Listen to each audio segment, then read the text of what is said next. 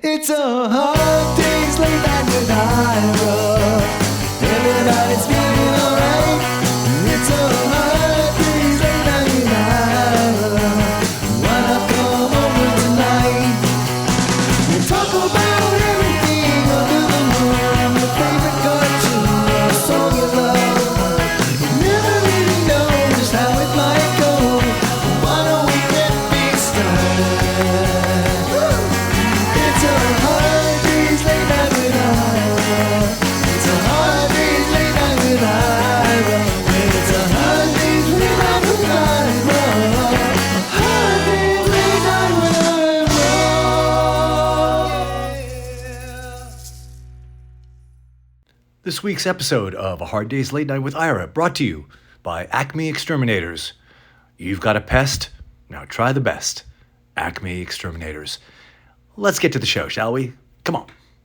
Okay, here we are for our third and final episode where we examine the inherent greatness of Ringo Starr. This time, I'll be talking with two more very knowledgeable drummers that I'm lucky to know, Pat Spurgeon and Steve Coulter. Let's begin with Steve. So let's just get to it. Let's just get to the question. The question is very simple, and I'm doing an episode here about, I believe this is based on something we had talked about too, the Mount Rushmore of drummers idea, which I co-opted for the Power Pop book that we wrote. But the underlying idea was that you could learn everything you needed to know about rock drumming from Ringo and Charlie and Bonzo and Keith. And so I'm sort of examining that idea and looking at all those four drummers and different angles. How are they the same? Compare and contrast. But the question I have today is very simple, and it doesn't have to do with all of those drummers. It only has to do with one. So the question today is simply this. Why is Ringo the man? Why? Wow, this is such a perfect episode for you to be doing about Ringo, because I've always been so impressed by your deep love of him. And also I'm getting to do it on the day that they just released the final Beatles song. I know, this is a momentous day. I went through a lot of emotional stuff today already about this song. Yeah. Yesterday I watched the video and I was very emotional, and then I saw the song got released and I listened to that and it was very emotional. And then I play in this Beatles cover band. I play in a Hamburg era cover band, and so I knew that those guys were going to start, and that thread started, and there was a lot of negativity from those boys about. So it's I can see it's gonna generate a lot of controversy, and not everyone's going to be really completely happy with it. Though I have some friends who wrote me and said, "Oh, I just absolutely love it because I feel it's positive and beautiful," and so I think it's gonna cause a lot of different emotions to come out and a lot of different feelings. For sure. Yeah. I think Ringo is the man because he is the perfect representation of the idea that you play the song as a rock drummer. Yeah.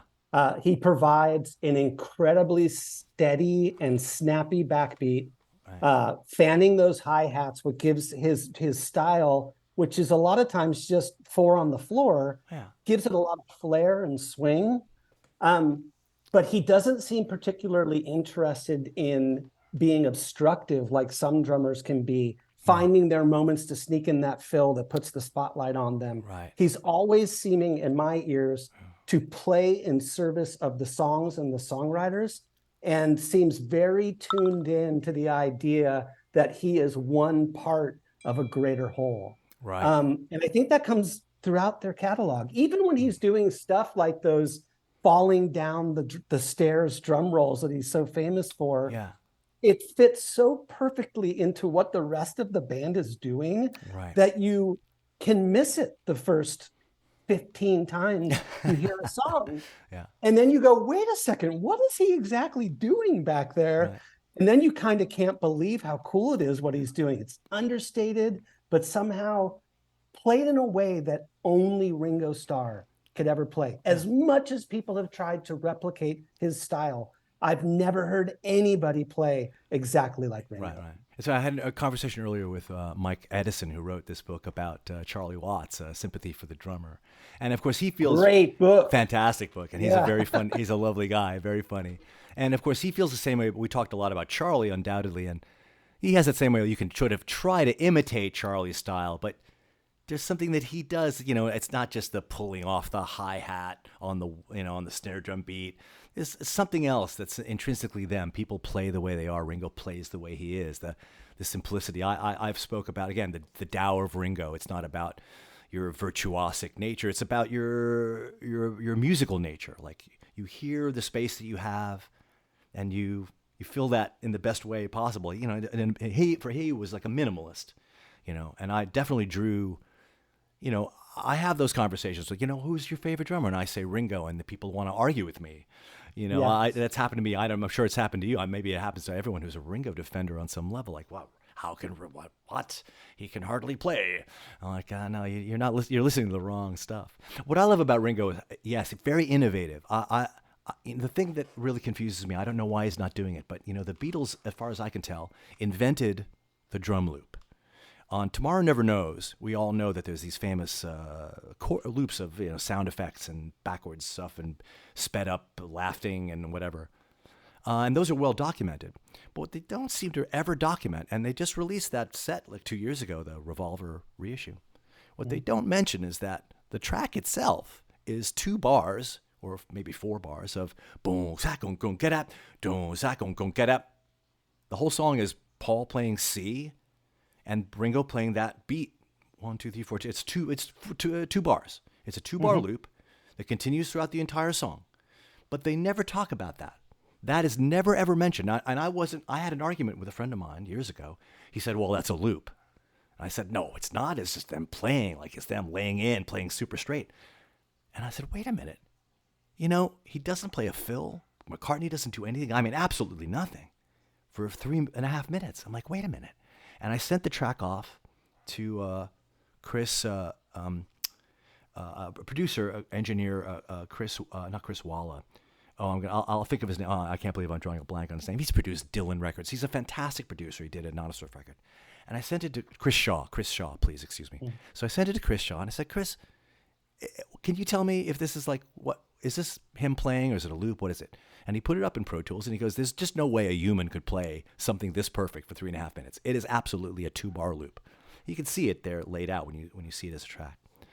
And it blew my mind because I had never thought about that. But the thing that really blows my mind is that they're not taking credit for it. I think there's my theory is that Ringo feels weird. Like, I think everyone assumes that it's him playing, and somehow it undercuts to say that it was a loop of him 2 bars. It's never mentioned anywhere. McCartney doesn't bring it up because he was probably, you know, he takes credit for all this stuff, all the things that they invented and chances they took. But even McCartney, I feel like they have some kind of inner agreement to not mention the fact that whole song is a 2-bar loop. The Beatles invented the drum loop, and they're not taking credit for it. I think that's fascinating. As you're saying that, I think it's fascinating on a couple of levels from a rock history standpoint. I'm not sure I'll even be able to put into words. I tried to find an earlier example of someone using a drum loop in a pop song, and I wasn't able to find anything even close to that. You know, what's interesting about that, though, and maybe this speaks to why they've never really spoken about it, is in terms of what that era was and the Beatles sort of representing the pinnacle of what 4 people in a rock band could do, coming out of a live setting, originally recording with 2 mics. I think at their core, before they made that turn, like after Rubber Soul, they were a band that could play live for 8 hours a night. And so there probably wasn't much bragging to be done about the idea of, I didn't really play the song, right? Because nowadays, the paradigm is completely shifted over, yeah. When I started playing and recording drums in the 80s and 90s, the full expectation was a drummer had to get all the way through the song flawlessly first. Right. Before the band could even go on to overdub. Absolutely. But now when you go into recording situations, whether that be in somebody's garage or bedroom or an actual studio, you can punch drums, which has just become the total norm, right? So I killed this track, 98% of it, but I didn't like that one fill. Right. We'll just bring you in a couple beats before that fill, and let's see if you can get it a little better. Yeah. Or, you know, sometimes they'll let you play it through 2-3 times and they'll comp it. Right. But I think when the Beatles were doing that stuff, they were breaking such ground so often that it's almost like to say like the Beatles invented looping or invented that kind of approach to recording is like you already said the Beatles. You know, you don't need to say the rest of that sentence, right. Yeah, that's one of those little Beatles mysteries. There's not too many left for me. There was a few. Like I remember I was mystified. There was they didn't play Yesterday too many times live, but they played it maybe once on American television or once in a British stage, and there's a recording of it. And as Paul's playing the guitar, they leave the stage. Ladies and gentlemen, you know, Paul McCartney, it's your life, whatever. They have some joke intro. And so he walks up to the front of the stage with his guitar, and he starts to play the song. And somewhere in the second verse, the string section comes in. I'm like, well, how did they do that? Is he playing? Did they must? And I can't, you know, the story's been answered. I think they actually hired a string section for that particular performance. They only did it once or twice. But I keep thinking about, there was an SNL performance with James Taylor in the 70s where he played and then Shower the People or something, and then he would at the chorus there was like a reel-to-reel behind him that would start to turn to the chorus with all the background vocals on it. I knew they couldn't have done that in 1964, but I think that's how they did it. Yeah, not too many Beatles mysteries, but the mystery of why they don't talk about that particular part of that song. I got the special edition. I cracked it open. I'm like, they're going to talk about it now. No, they're not talking about it. You know, another thing I think it's Ringo's... a sense of, I think it's a pride. I suspect it's a pride thing for Ringo. To him, that's sort of lesser than him having played an entire performance somehow. And I think my theory is that they're protecting Ringo's ego by not talking about that. That's a theory. I mean, I think I was agreeing with you. I just said it in a more roundabout way. That they self-identified, or maybe Ringo the most self-identified as a live band, right. Or having coming from being a live band that should be capable of playing their songs all the way through on a first take into two mics, and they're done, right? Right. I think it was actually in one of the essays that you wrote, either for Go All the Way, or maybe it was in the one you wrote for Forbidden Beat. It must have been Go All the Way, because that was more power pop focused. But I think you talked about how part of the reason why Ringo is such a great drummer is because the way he trained up was being able to play 8 hours a night and to keep people dancing. Right.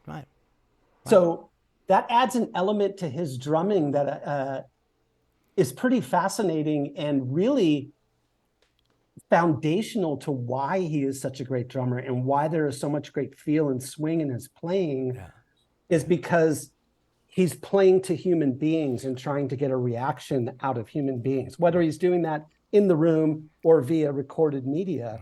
And I think that can't be underestimated. And I thought a lot about that when I read it in your piece or wherever I read it. And I kind of came to the conclusion that the whole thing with Ringo is other musicians who are focused on competency or skill are the ones who like to bash Ringo. But any songwriter I've ever met would love to have Ringo as a drummer. And I also think that Ringo's drumming, and only the way Ringo could have played it, is the reason that generation after generation after generation of music lovers respond to the Beatles. He's not challenging you with a math equation. He's trying to get you to shake your ass a little bit. Exactly. And that's rock and roll. Yep, absolutely. I couldn't agree anymore. Yeah, that simplicity is his beauty. The fact that it seems like anyone could do it. That's the beauty of it. It's not super challenging. There are some things he does that are a little bit challenging, but by and large, he's just using his musical instinct to sort of make everyone else sound great. You know, and what they say in those books, like, you know, anyone else would make mistakes during takes. You know, Paul would blow something, John would blow something, George would, but Ringo, they say, he just kept plowing. He rarely choked during a take. He knew exactly what he felt like. He saw it right there, and he nailed it. Really fascinating individual. It never grows tired to me. Never grows tired. I mean, you can, depending on my mood, I can experience Ringo's drumming totally differently. Listening to the same song a couple of weeks apart. One day I'm in a bouncy, happy kind of party mood, and another day I'm a little bit down, and my relationship as a drummer to Ringo's drumming changes. I hear it differently. Have you heard did you listen to the new single today? I did. You did. Your general feelings? Plus, minus, yes, no, maybe?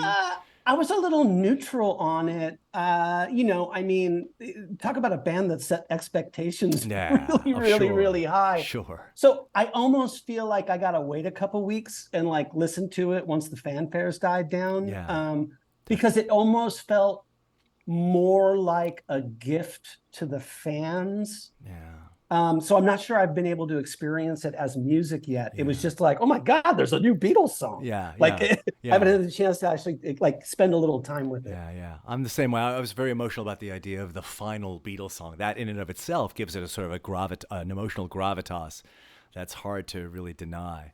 And it has its, it has its, I think, well, I don't want to say it has its flaws. I mean, I perceive it to have its flaws.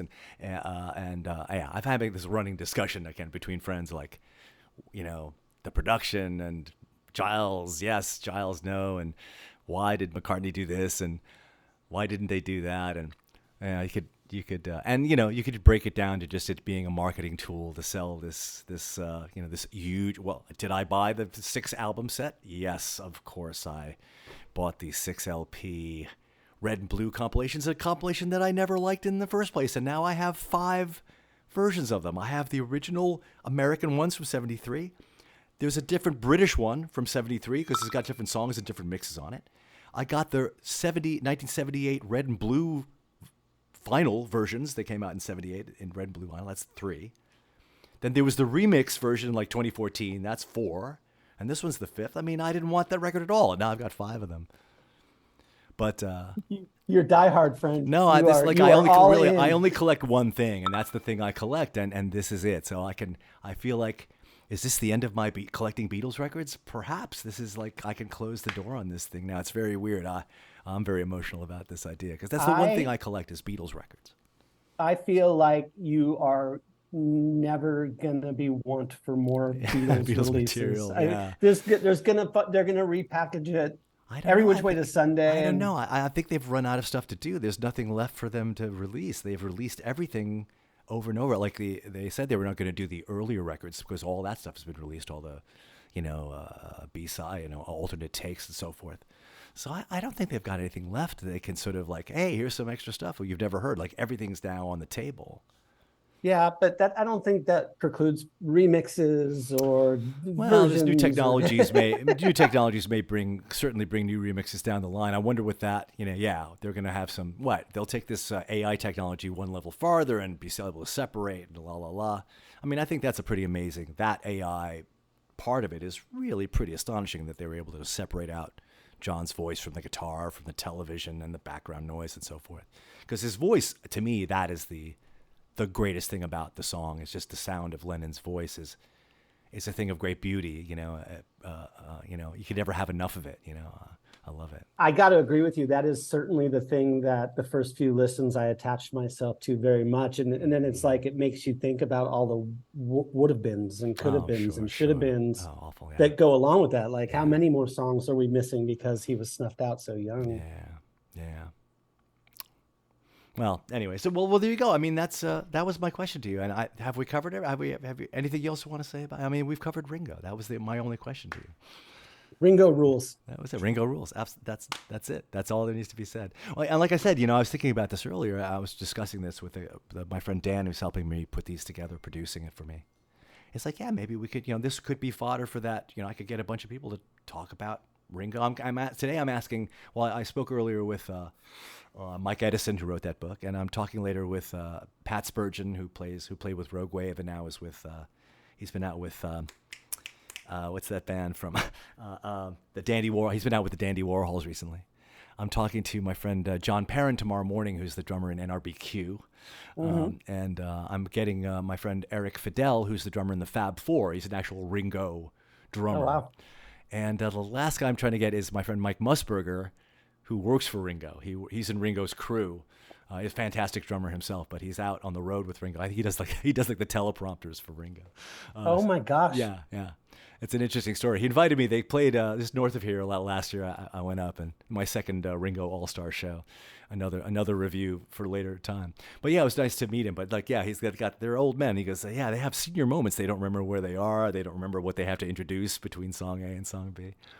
So what if you want, John Borak who's in both the books that you're in, is a really respected power pop writer. He writes for Goldmine. He's published a bunch of power pop books, but he's also a drummer. And maybe one of the biggest Beatles fans around. So if you're looking for anybody else to talk to, all right, I can put you in touch. Okay, well, let me write that down, and because let me see how this all turns out with the 5 guys I have, but I will. Let me write that down. His last name is what? Borack, Borack. God, Borack. Yes, of course. John Borack. Yeah. I will revisit that. That's very cool guy, and like he plays in a Beatles cover band. Right. Yeah.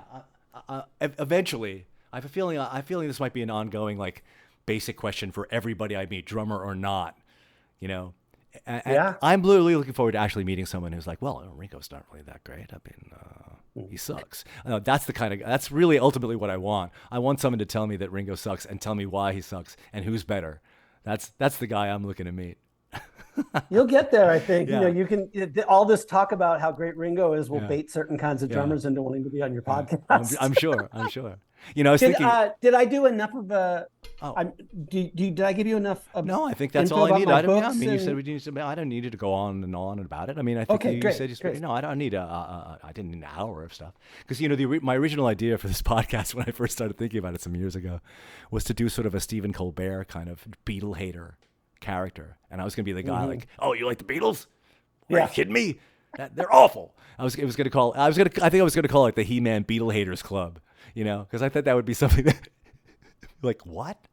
Yeah, something. Little Rascals and REO Speedwagon reference all together. Yeah, get them all in there. The He-Man Beatle Haters Club. Yeah, exactly. So, but I don't think I could keep up that kind of character. I think I would fail after a few minutes. But I like that idea of I'm the guy who's been working on the Brown album for years. I'm putting together a compilation of the Beatles' worst songs, and why they're the worst songs. I've been working on this. I don't know how I'm going to release it, but I'm working on let me put together the worst Beatles songs. And that actually is a really great podcast called The Brown Album. That's the name of it. And you just go song by song that you're including and why, and have people on talking about why they agree with you. Like, okay, we're going to talk about Me, Mr. Mustard today. We got no choice. I'd like to thank Steve Coulter for speaking with me. I enjoyed our conversation immensely. And now on to a dear friend and a lovely guy, Pat Spurgeon. The question I have to ask you, Pat Spurgeon, drummer par excellence, why is Ringo the man? That's it's a no-brainer. What are those elements to you that There's make so him many so things great? that make Ringo the man, and it comes down to his personality, his drumming ability, all that stuff aside. It's just who he was. He was able. I actually was watching some of Get Back last night, and then there's like all this talk back and forth. And John's like, "You think we should do this? Do you want to try this again?" And Ringo's like, "Yep," like right there, ready to go. He's just hanging back, waiting. He had the patience of a friggin' saint. I don't know how many saints. I don't know patience if saints actually do have that much patience. No, but those were long sessions. That was like an entire month, all there, all day.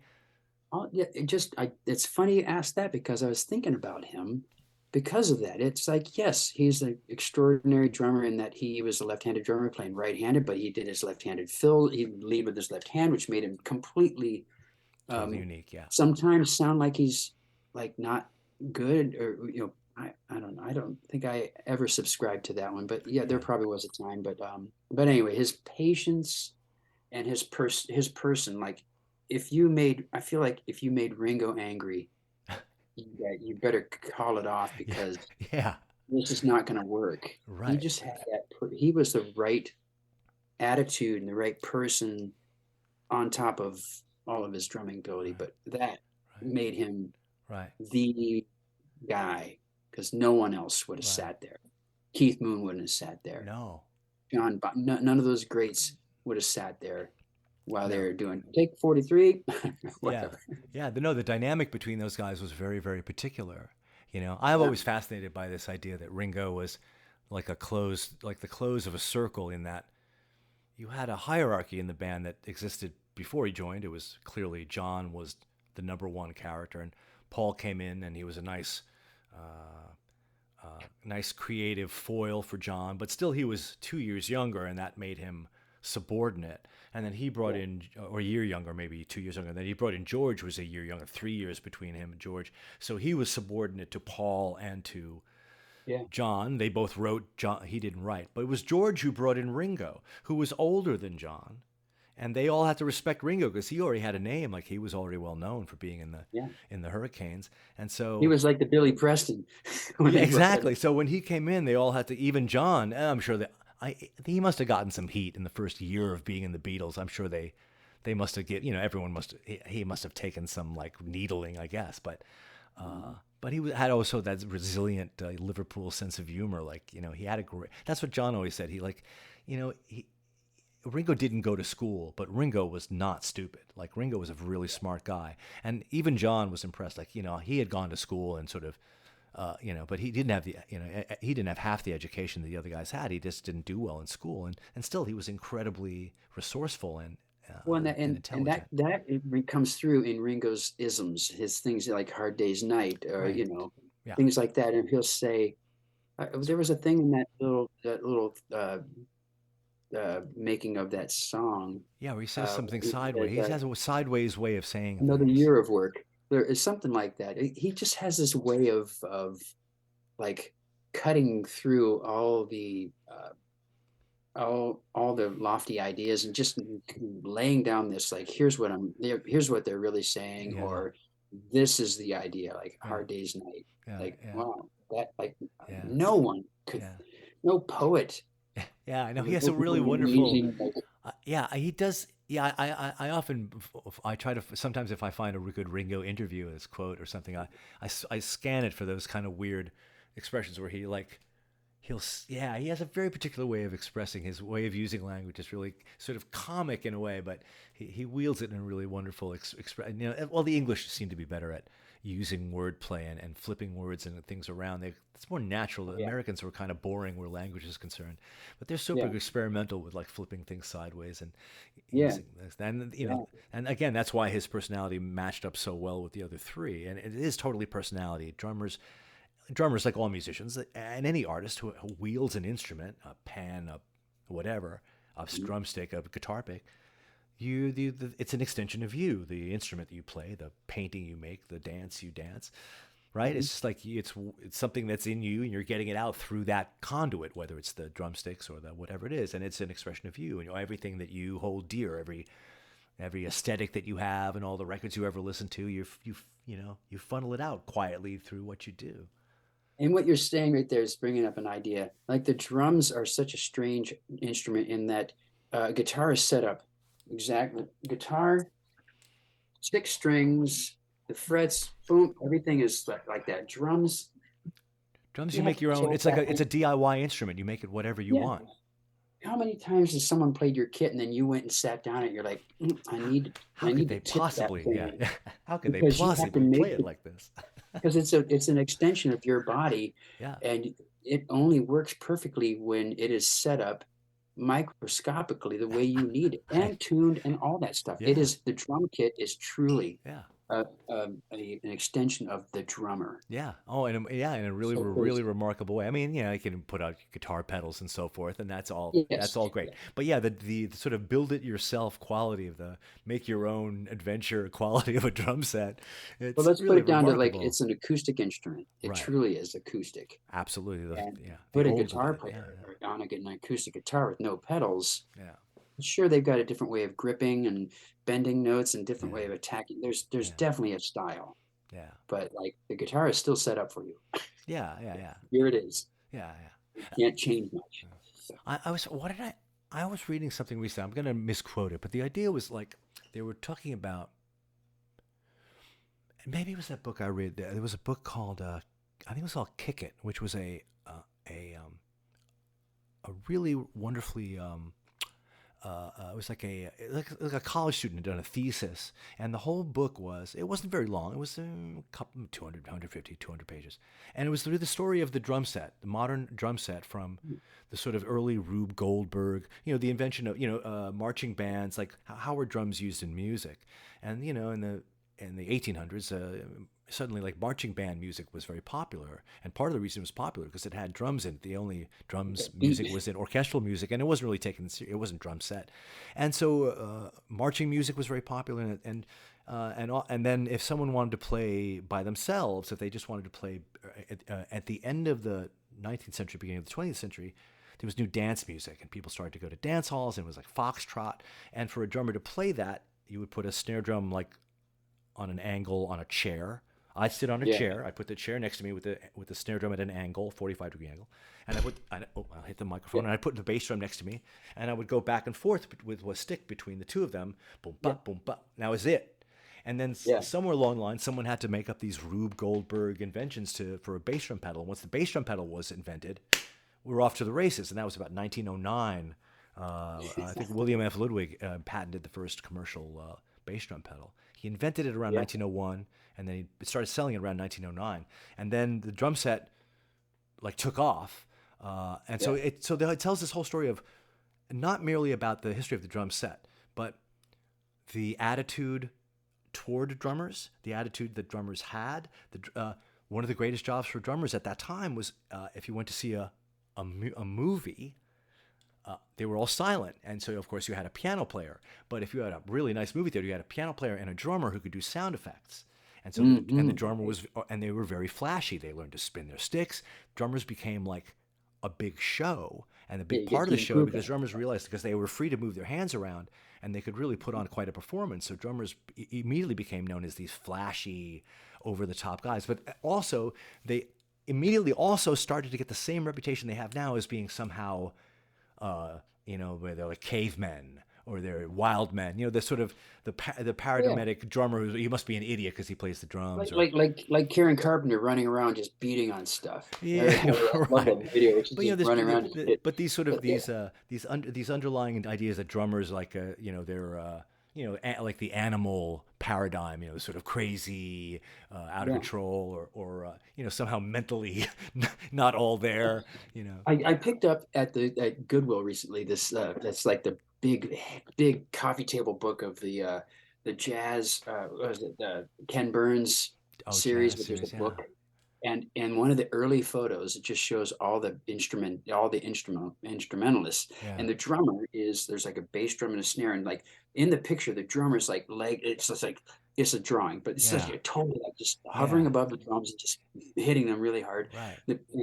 I think the piano player is like looks like he's asleep. Like they put an attitude or a persona on each instrument. Yeah. Right. And none of them look like they're put out. They're not in a good light. No. The drummer is definitely like a beast. Yeah, no. The drummer was always the sort of a focus of people was like he was lesser than. Though the drummer was the first one to show up and the last one to leave. The drummer would always be the one who put out all the music for the other.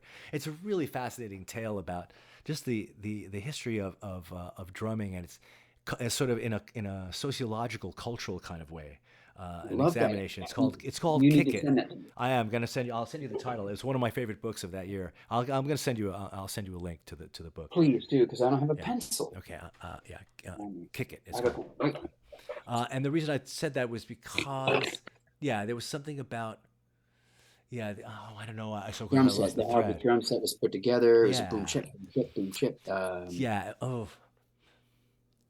There was so specific. There's so many great things in that book. Of course, I could land on any of them, but why did I go there? Oh, I'll never remember now. It doesn't really matter.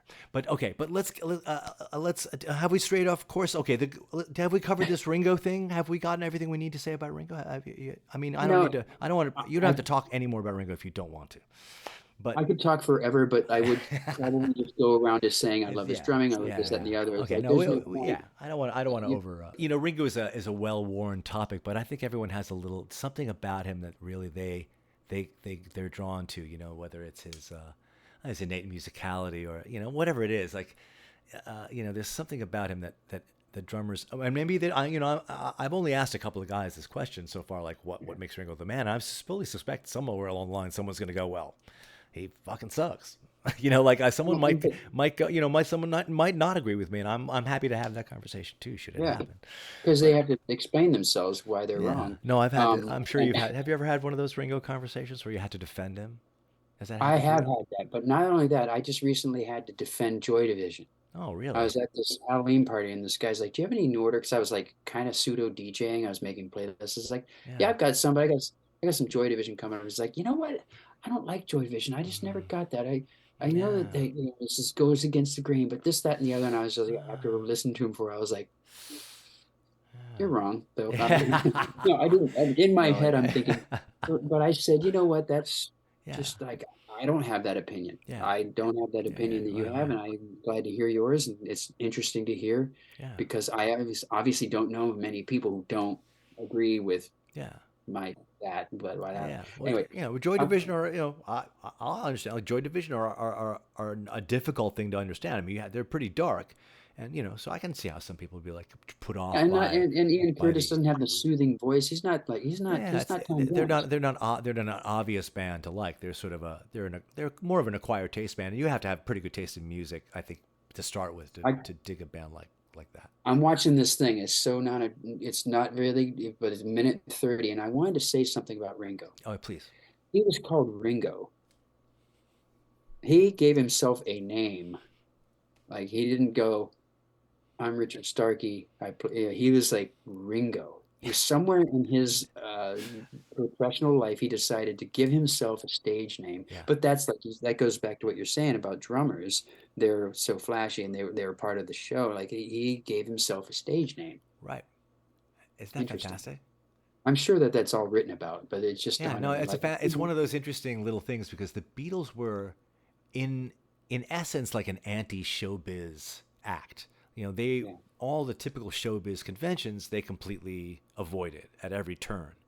But Ringo having a stage name was was a very more conventional thing, Mhm. a more old school showbiz thing to have. But it was a really, but also look at the rhythm of it, like John, Paul, George, Ringo. Even the sound of those four names together, and maybe it's because we've said John it six Paul, George, billion times. Richard. Yeah, and Richard. Yeah, I mean, maybe, but I don't know. It all magically seems like how could it be any other way? Oh man, we have rung the Ringo bell. I could not have had a better time speaking with all these amazing musicians about a topic so close to our hearts. My deepest thanks to all of them. All right, I hope you enjoyed these 3 Ringo episodes of A Hard Day's Late Night. Coming up next will be this first season's 10th show, a conversation with scholar and author Dr. Matt Brennan, who wrote a fascinating book called Kick It, A Social History of the Drum Kit, which is basically this history of the modern drum set and how it came into being, how drummers and attitudes about them developed throughout the 20th century. So many interesting details. I could not believe how much I didn't know about the evolution of my own instrument. So please join us for that next time on A Hard Day's Late Night with Ira. It's a hard